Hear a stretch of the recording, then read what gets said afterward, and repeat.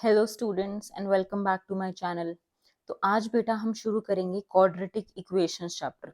इस चैप्टर में हम दो चीजें करेंगे, एक फैक्टराइजेशन मेथड जो कि हम आज के पार्ट में करेंगे और एक क्वाड्रेटिक फॉर्मूला जो कि हम नेक्स्ट पार्ट में करेंगे।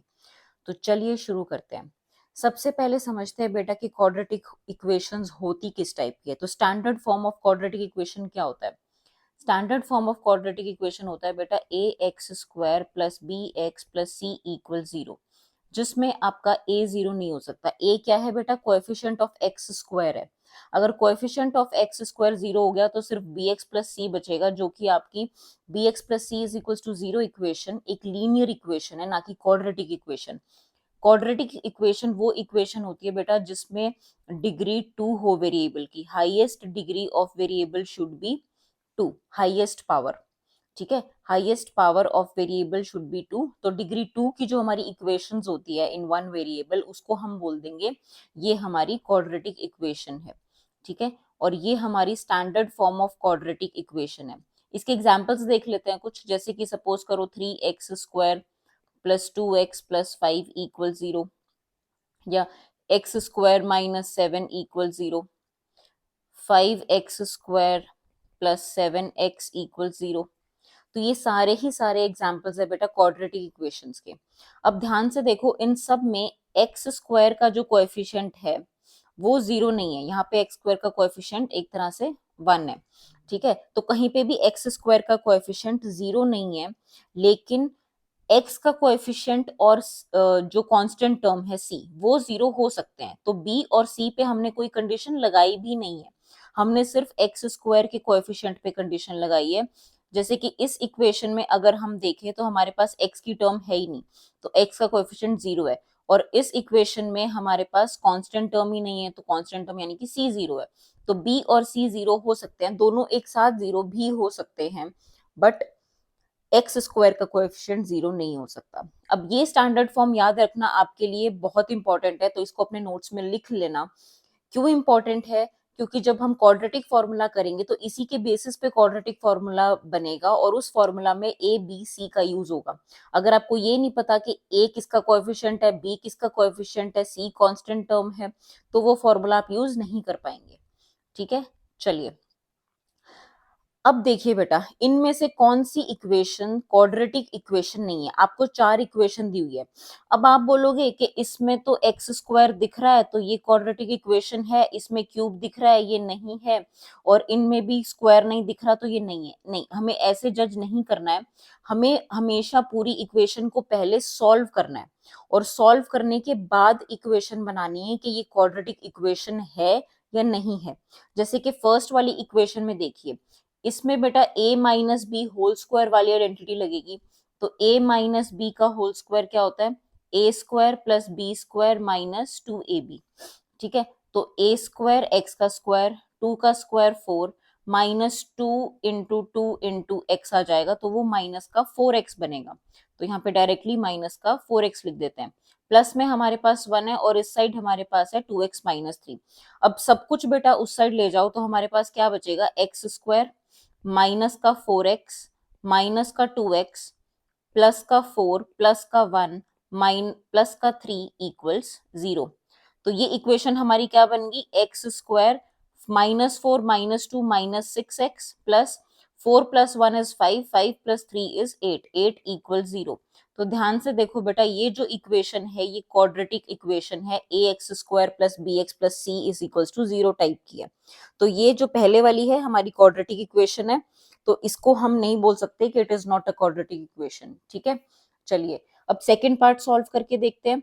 सेकंड पार्ट में क्या हो जाएगा? एक्स को एक्स से मल्टीप्लाई करेंगे एक्स स्क्वायर आएगा, एक्स को 1 से मल्टीप्लाई करेंगे तो एक्स आएगा। हमेशा ब्रैकेट के हर एलिमेंट से मल्टीप्लाई होता है, हर टर्म से मल्टीप्लाई होता है जो भी नंबर ब्रैकेट के बाहर होता है, प्लस 8। अब यहाँ पे क्या होगा? ये देखो डायरेक्ट आइडेंटिटी बन रही है a plus B into A minus B वाली। तो a plus B into A minus B की आइडेंटिटी क्या होती है बेटा? A square minus B square. तो ये हो जाएगा एक्स का स्क्वायर माइनस 2 का स्क्वायर 4। सब कुछ इधर ले आओ तो ये हो जाएगा x square plus x plus 8 minus का एक्स स्क्वायर प्लस का 4 इक्वल 0। एक्स स्क्वायर से एक्स स्क्वायर बेटा सब्ट्रैक्ट होके 0 हो गया, हमारे पास बचा x plus 8 + 4 which is 12 equal 0। ये हमारी क्वाड्रेटिक इक्वेशन नहीं है, ये लीनियर इक्वेशन है। इस इक्वेशन में जो वेरिएबल है उसकी हाईएस्ट डिग्री 1 है, तो ये लीनियर है, क्वाड्रेटिक नहीं है, तो इसीलिए ये हमारी वो इक्वेशन है जो कि क्वाड्रेटिक इक्वेशन नहीं है, तो हम सेकंड को मार्क कर देंगे। थर्ड को देखते हैं। थर्ड में हमें क्या दिया हुआ है, x इंटू 2x प्लस 3, तो वही मल्टीप्लाई करते हैं तो ये 2x स्क्वायर बन जाएगा, ये 3x बन जाएगा, इक्वल्स x स्क्वायर प्लस 1। सब कुछ लेफ्ट हैंड साइड पे ले आते हैं, तो 2x square plus 3x minus x square minus 1 equal 0। 2x square में से एक एक्स स्क्वायर यानी कि 2 माइनस 1 बेटा x स्क्वायर बच गया, प्लस का 3x as it is, minus 1 equal 0 as it is. ये हमारी क्वाड्रेटिक इक्वेशन है ax square plus bx plus c type की, तो इसलिए थर्ड वाले में जो इक्वेशन हमें दी हुई है वो क्वाड्रेटिक इक्वेशन है। अब बेटा हम थर्ड को सॉल्व कर लेते हैं। थर्ड है एक्स, सॉरी फोर्थ को सॉल्व कर लेते हैं। x प्लस 2 का whole cube is equal to X cube minus का 4। अब इसमें हम कौन सी आइडेंटिटी लगाएंगे, इसमें हम आइडेंटिटी का यूज करेंगे a plus b whole cube वाली identity. a plus b whole cube identity क्या कहती है, a cube plus b cube plus 3a square b plus 3ab square. ठीक है, तो इस आइडेंटिटी को हम यहाँ पे यूज करेंगे। आप ये सारे आइडेंटिटी साथ साथ लिख के अपने नोट्स में और उनको हाईलाइट करते रहना, ताकि जब भी नोट्स रिवाइज करोगे एग्जाम्स के टाइम में तो फटाफट से आइडेंटिटीज रिवाइज हो जाएंगी और आपको ज्यादा इधर उधर ढूंढने की जरूरत नहीं पड़ेगी चीजों को। ठीक है, चलिए, तो ये हो जाएगा बेटा a क्यूब, 2 का cube 8 plus 3 into x square into 2 plus 3 into x into 2 square equals x cube minus 4। सब कुछ इस साइड ले आइए, तो ये एक्स क्यूब हो गया, ये प्लस 8 हो गया, ये 3 इंटू 2 बेटा 6x स्क्वायर, ये 3 इंटू 4 तो 12x minus x cube plus 4 equals 0। X cube से बेटा एक्स क्यूब कैंसिल हो गया, 6x square plus 12x, 8 plus 4 is also 12 equal 0। इसको अगर आप 6 कॉमन लेना चाहें तो वो भी ले सकते हैं, ये x square plus 2x plus 2 equal 0 हो जाएगा। 6 बेटा राइट हैंड साइड जाके 0 से डिवाइड होगा तो 0 अपॉन एनीथिंग इज 0 ओनली, तो इस इक्वेशन की फाइनल फॉर्म बनेगी x square plus 2x plus 2 equal 0। लेकिन हमें यहाँ से ही समझ आ गया था कि ये इक्वेशन जो है क्वाड्रेटिक इक्वेशन है। तो इक्वेशन क्वाड्रेटिक है, तो सिर्फ जो हमारी सेकंड इक्वेशन थी सिर्फ वो ऐसी इक्वेशन थी जो कि क्वाड्रेटिक नहीं थी, बाकी तीनों की तीनों क्वाड्रेटिक थी। अब देखिए स्टार्टिंग में जब आप इसको देख रहे थे तो आपको लगा होगा कि क्यूबिक है ना, क्वाड्रेटिक नहीं है, लेकिन कभी भी देख के नहीं जज करना बेटा। वो कहावत है ना कि नेवर जज a book by its cover, तो वही चीज है कि देख के नहीं पता चलता इक्वेशन क्वाड्रेटिक है या नहीं है, उसको सॉल्व करके ही पता चलेगा, तो आपको सॉल्व करके ही देखना है। ठीक है, चलो, तो बेटा दो मेथड्स है क्वाड्रेटिक इक्वेशन को सॉल्व करने के। पहला मेथड है फैक्टराइजेशन मेथड, दूसरा मेथड है क्वाड्रेटिक फॉर्मूला। फैक्टराइजेशन मेथड आपने किया हुआ है स्प्लिटिंग द मिडिल टर्म नाम से अपने 9th स्टैंडर्ड में भी, लेकिन हम यहाँ पे भी उसको रिवाइज करेंगे और पार्ट 2 में हम करेंगे क्वाड्रेटिक फॉर्मूला, जिससे हम देख के बता सकते हैं कि किस टाइप के रूट्स होंगे किसी भी क्वाड्रेटिक इक्वेशन के। अब क्वाड्रेटिक इक्वेशन के सॉल्यूशंस क्या होते हैं, उसके रूट्स क्या होते हैं, क्या सब कुछ होता है, वो सब समझने की कोशिश करेंगे एक एग्जाम्पल के थ्रू। अब फैक्टराइजेशन मेथड है बेटा, फैक्टराइजेशन मेथड में हम क्या करते हैं कि अगर हमारी कोई भी इक्वेशन, एक एग्जाम्पल ले लेते हैं हम, 2x square minus 7x plus 6 equals 0 है सपोज करो, ठीक है। हम ऐसे दो नंबर्स ढूंढने की कोशिश करेंगे p and q, such that अगर p और q को मल्टीप्लाई करें तो इन दोनों नंबर्स की जो एक्स स्क्वायर का कोएफिशिएंट होता है और जो कांस्टेंट टर्म होती है उन दोनों की मल्टीप्लिकेशन के इक्वल आए, यानी कि 12 आए। और जब उस p और q को हम ऐड करें तो हमारे पास वो मिडिल टर्म के इक्वल आए, यानी कि b के इक्वल आए, तो वो है माइनस का 7। हाँ, आपको साइन लेना है, जहां नेगेटिव है वहां नेगेटिव साइन लेना है, जहां पॉजिटिव है वहां पॉजिटिव साथ में जाएगा साइन। ठीक है, तो अब इस केस में अगर मैं दो साइन सोचूं कि कौन से ऐसे दो नंबर्स हैं जिनको मल्टीप्लाई करें तो 12 आए लेकिन ऐड करें तो 7 आता है। अगर दिमाग में नहीं आ रहा बेटा तो जो मल्टीप्लाई करके आना चाहिए उसके फैक्टर्स बना लो। ठीक है, उसके फैक्टर्स क्या होंगे, 2 से डिवाइड करेंगे इसको तो 6 आएगा, फिर 2 से करेंगे तो 3 आएगा, फिर 3 से करेंगे तो 1 आएगा। अब इनमें कॉम्बिनेशन बनाने की कोशिश करो, अगर 3 2 6 लेते हो और फिर 2 से मल्टीप्लाई करते हो, है ना, तो 6 इंटू 2 12 तो आएगा, लेकिन 6 प्लस 2 हमारे पास 7 नहीं आएगा, तो इसीलिए ये कॉम्बिनेशन हमारा सही नहीं है। दूसरा कॉम्बिनेशन दूसरा कॉम्बिनेशन हम सोचते हैं कि 2 इंटू 2 अगर हम 4 कर दें और 3 से मल्टीप्लाई कर दें, तो 4 इंटू 3 12 भी होता है और 4 प्लस 3 7 भी होता है। ठीक है, तो यानी कि 4 और 3 हमारे पी और क्यू होने चाहिए। लेकिन अब आपको इसमें साइन का भी ध्यान रखना है, अगर आप 4 प्लस 3 करोगे तो आपके पास 7 आएगा। ठीक है, तो आपको चाहिए माइनस का 7, तो यहाँ पे क्या करो, 2x² माइनस को बाहर रख के 7 की प्लेस पे आप लिख दो 4 plus 3x plus 6 equal 0।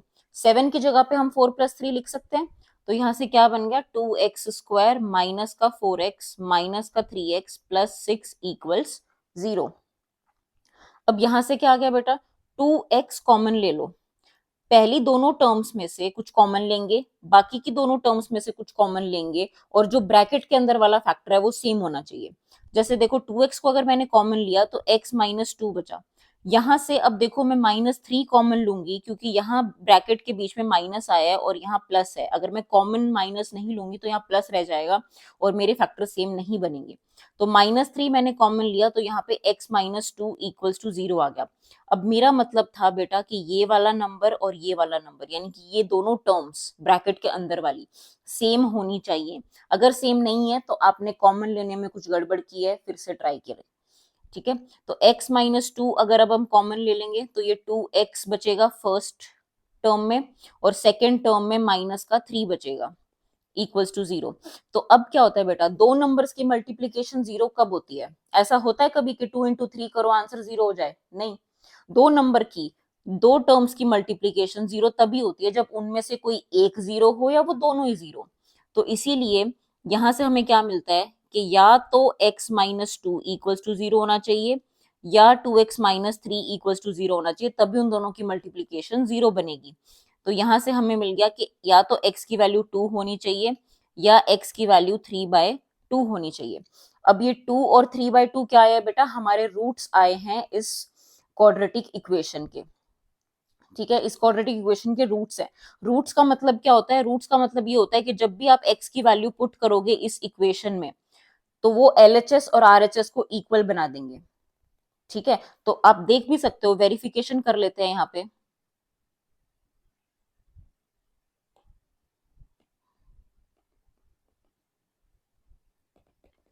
Verification में देखो बेटा, x इक्वल्स 2 की वेरिफिकेशन करते हैं हम, तो x को 2 पुट कर दो LHS में, तो क्या बनेगा, 2 इंटू 2 का स्क्वायर माइनस 7 इंटू 2 प्लस 6।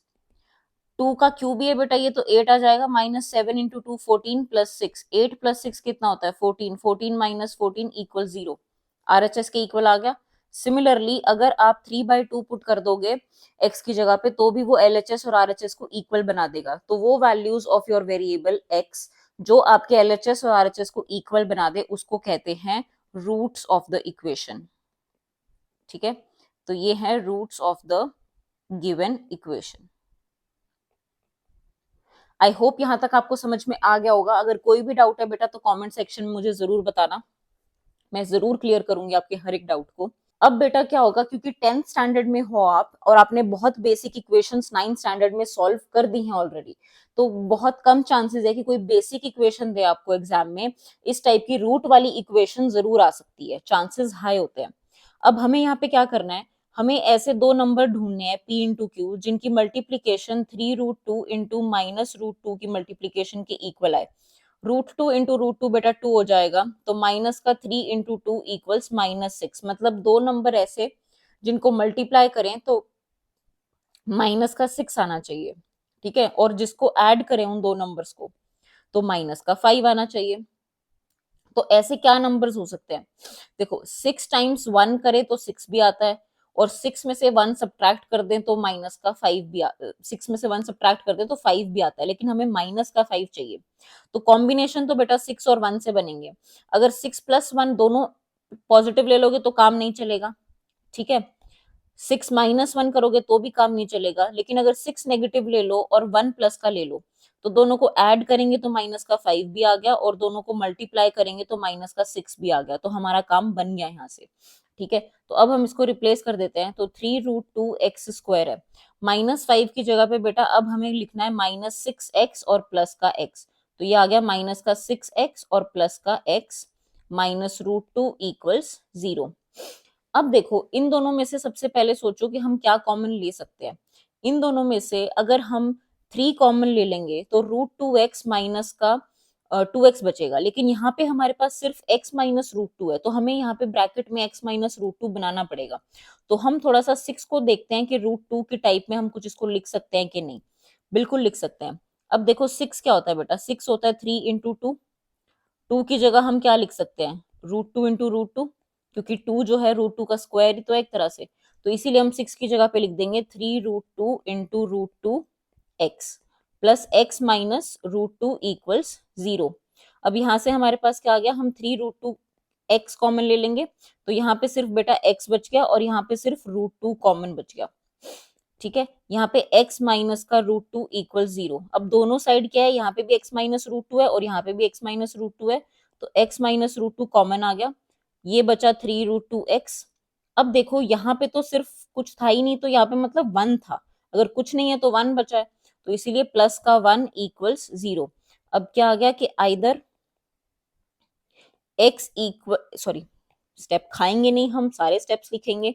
ठीक है, बहुत मन करता है स्टेप्स स्किप करने का, पर अगर हम स्टेप स्किप करेंगे बेटा तो फिर मार्क्स भी टीचर स्किप कर देगा। ठीक है, तो स्किप नहीं करना। तो यहाँ से क्या आ जाएगा कि x इक्वल्स √2 है, या x की वैल्यू माइनस का 1/3√2 है।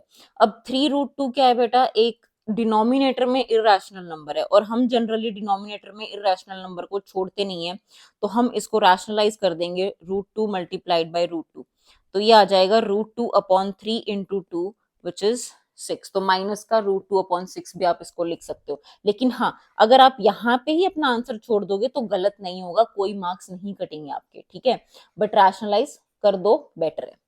ठीक है, आई होप समझ में आ गया होगा। अब बेटा क्या है, इस चैप्टर से पिछले कई सालों से केस स्टडीज ही आ रही हैं। ठीक है, तो हम केस स्टडीज भी करेंगे, बट पहले हम एक स्टेटमेंट प्रॉब्लम देख लेते हैं। ठीक है, अब स्टेटमेंट प्रॉब्लम में हमें क्या दिया हुआ है कि find a natural number whose square diminished by 84 is equal to thrice of 8 more than the given number. अब ये दे दी भैया भारी भरकम इंफॉर्मेशन इन जस्ट 1 लाइन, तो पूरा पढ़ना क्या जरूरी है। सबसे पहले ये देख लो कि पूछा क्या है, एक नेचुरल नंबर फाइंड करना है, तो हम लेट कर लेते हैं उस नंबर को x। उसके बाद में क्या पूछा है, स्क्वायर डिमिनिश्ड बाय 84। तो स्क्वायर डिमिनिश्ड बाय 84 को कैसे लिखेंगे कि x का जो स्क्वायर है उसको 84 से कम कर दिया। डिमिनिश्ड बाय 84 मतलब 84 उसमें से हमने सब्ट्रैक्ट कर दिए। उसके बाद जो नेक्स्ट लाइन दी हुई है, thrice of 8 more than the given number, तो thrice of 8 more than given number क्या होगा कि 8 मोर देन गिवन नंबर तो x प्लस 8 हो गया, और इसका थ्राइस। ठीक है, तो 3 टाइम्स x प्लस 8 आ गया। अब यहाँ पे 3x प्लस 8 क्यों नहीं लिखा मैंने, 3 टाइम्स x प्लस 8 क्यों लिखा, क्योंकि पहले दिया हुआ है बेटा कि 8 मोर देन गिवन नंबर का थ्राइस है, ये नहीं दिया हुआ कि thrice of x, thrice of the number is 8 मोर, तो ऐसे नहीं दिया हुआ। तो लैंग्वेज को समझना हमारे लिए इंपॉर्टेंट है। ठीक है, अब यहाँ पे अकॉर्डिंग टू क्वेश्चन हमें क्या आ जाएगा कि ये दोनों चीजें जो है वो इक्वल है, तो एक्स स्क्वायर माइनस का 84 3 टाइम्स x प्लस 8 के इक्वल है, तो x square minus 84 equals 3x plus 24 आ जाएगा। सब कुछ इस साइड ले आते हैं बेटा, लेफ्ट हैंड साइड, तो एक्स स्क्वायर माइनस का 3x माइनस का 84 माइनस का 24 इक्वल 0 आ गया। यहाँ से हमारी क्वाड्रेटिक इक्वेशन बन गई x square minus 3x minus का 108 इक्वल्स 0। अब इसको फैक्टराइज करना है, कैसे दो नंबर चाहिए बेटा, हमें ऐसे दो नंबर चाहिए जिनको मल्टीप्लाई करें तो माइनस का 108 आए, और जिनको ऐड करें तो माइनस का 3 आए। अब क्या करो, 108 के फैक्टर्स सोचो। 108 के फैक्टर्स अगर सोच सकते हो ठीक है, नहीं तो फैक्टराइजेशन से करो जैसे कि मैंने पहले बताया। अब मुझे पता है कि मुझे क्योंकि 12 की टेबल आती है, अगर आपको नहीं आती है तो आपको याद कर लेनी चाहिए। ठीक है, 20 तक तो टेबल्स याद रखो बेटा। तो 12 इंटू 9 जो होता है वो 108 होता है, और 12 और 9 को सब्ट्रैक्शन करें तो 3 भी आ रहा है, तो इसका मतलब मेरे 12 और 9 बनेंगे, लेकिन मुझे माइनस का 3 चाहिए। तो क्योंकि मुझे माइनस का 3 चाहिए तो इसीलिए मैं 12 के आगे नेगेटिव साइन लगाऊंगी और 9 के आगे पॉजिटिव, क्योंकि -12 + 9 ही मुझे -3 देगा। तो x square minus 12x plus 9x minus 108 equal 0। ध्यान से देखो बेटा, अगर मैं -12 और +9 को सॉल्व कर दूं तो मेरे पास -3 ही आएगा, तो मतलब कि मेरा स्प्लिट जो है मिडिल टर्म का वो सही है, सेम आना चाहिए, ऐसा नहीं है कि कुछ डिफरेंट आ जाए। ठीक है, अब x कॉमन ले लो तो x -12 आ गया, प्लस का 9 कॉमन ले लो, x -12 आ गया, तो x -12 कॉमन लोगे तो x प्लस 9 इक्वल 0 आ जाएगा। तो यहां से हमें मिलेगा कि आइदर x -12 इक्वल 0 है और x प्लस 9 इक्वल 0 है। तो यहां से आ गया कि या तो x की वैल्यू 12 है या x की वैल्यू -9 है। लेकिन हमें क्या दिया हुआ है क्वेश्चन में, हमें नेचुरल नंबर दिया हुआ है, और नेचुरल नंबर्स कभी भी नेगेटिव नहीं हो सकते। ठीक है, तो अब नेचुरल नंबर्स नेगेटिव नहीं हो सकते, इसलिए x की वैल्यू नेगेटिव नहीं हो सकती। सो देयरफॉर x की वैल्यू जो है बेटा 12 है, वो नेगेटिव नहीं हो सकती, इसीलिए रिक्वायर्ड नंबर जो है हमारा 12 है। तो 12 का square diminished by 84 is equals to 3 times 12 plus 8। ठीक है, हो गया क्वेश्चन सॉल्व। चलिए, ये एनसीईआरटी एग्जाम्पलर का क्वेश्चन था बेटा, इसीलिए हमने किया इसको क्योंकि इंपॉर्टेंट है इस टाइप के क्वेश्चंस। और स्टेटमेंट प्रॉब्लम्स पे मैं एक अलग से वीडियो भी लेके आऊंगी जिसपे सिर्फ और सिर्फ हम हर टाइप की स्टेटमेंट प्रॉब्लम्स करेंगे। हो सकता है कि एक वीडियो या तो बहुत लंबी हो जाए या उसको 2 पार्ट्स में डिवाइड करके मैं लेके आऊं, बट लेके जरूर आऊंगी आप लोगों के लिए। चलिए, अब करते हैं बेटा सीबीएसई 2025 मैयू केस स्टडी, क्योंकि पिछले बहुत सालों से जैसे कि मैंने आपको बताया कि इस चैप्टर से केस स्टडीज आ रही हैं। ठीक है, चलो। A gardener designer is planning a rectangular lawn that is to be surrounded by a uniform walkway. The total area of the lawn and the walkway is 360 square meters. The width of the walkway is same on all sides. The dimensions of the lawn itself are 12 meters by 10 meters. Okay, अब देखो इसमें क्या दिया हुआ है। सबसे पहली information जो हमें दी हुई है वो ये है कि टोटल एरिया जो है including lawn and walkway 360 metre square है। ठीक है, विड्थ ऑफ वॉकवे जो है वो सेम है हर साइड पे, और the dimensions of the lawn itself are 12 metres by 10 metres. तो जो लॉन के डायमेंशंस हैं,